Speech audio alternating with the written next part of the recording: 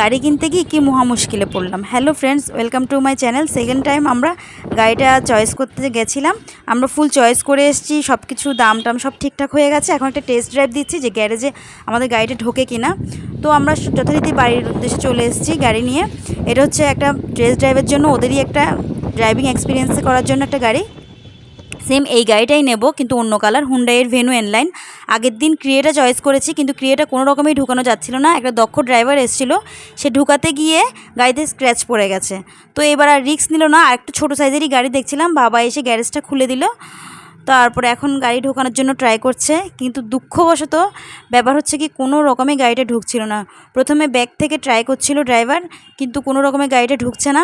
কারণ কথা ছিল যে আজকে যদি গাড়ি ঢুকাতে পারে তাহলে আজকে আমরা বুকিং দিয়ে দেব, কিন্তু ড্রাইভার অনেক চেষ্টার পরও গাড়ি ঢুকাতে পারছে না। পরে মিস্টার দেবনাথ বলল যে ফ্রন্ট থেকে ট্রাই করার জন্য, যদি ফ্রন্টে থেকে ঢুকে। তো সেভাবেও ড্রাইভার ট্রাই করলো, কিন্তু এই ড্রেনটাতে যদি একটা স্ল্যাব দেওয়া হয় তাহলে গাড়িটা সহজে ঢুকে যাবে। তো আমরাও সেটা মেনে নিলাম। 4-5 দিনের একটা টাইম নিলাম যে এই ড্রেনটাতে একটা স্ল্যাব বসিয়ে দেবো।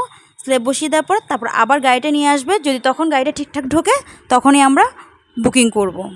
তো দুপুরের জন্য বিরিয়ানি চলে এসছে, কারণ রান্নাবান্নার টাইম নেই, অনেক বেলা গড়িয়ে গেছে। তো দুপুরে আমরা বিরিয়ানি খেয়ে নেব। তারপরেও ড্রাইভার ট্রাই করে যাচ্ছে, কারণ তারা চাইছে আজকে যাতে বুকিংটা হয়ে যায়। ব্যাক থেকে অনেক চেষ্টা করেছে, কিন্তু কোনো রকমেই ঢুকতে পারেনি। ওই দিকটাতেও একটা স্ল্যাব বসাতে হবে, তাহলে ইজিলি গাড়িটা ঢুকে যাবে, আর কোনো প্রবলেম হবে না। তো আমার ছেলে বলছে এখানে সানরুফটা কতটুকু আমি একটু দেখিনি, আমি একটু সানরুফটা দেখবো, যেহেতু আমার ছেলে যায়নি, ও বাড়িতেই ছিল। ও দেখছে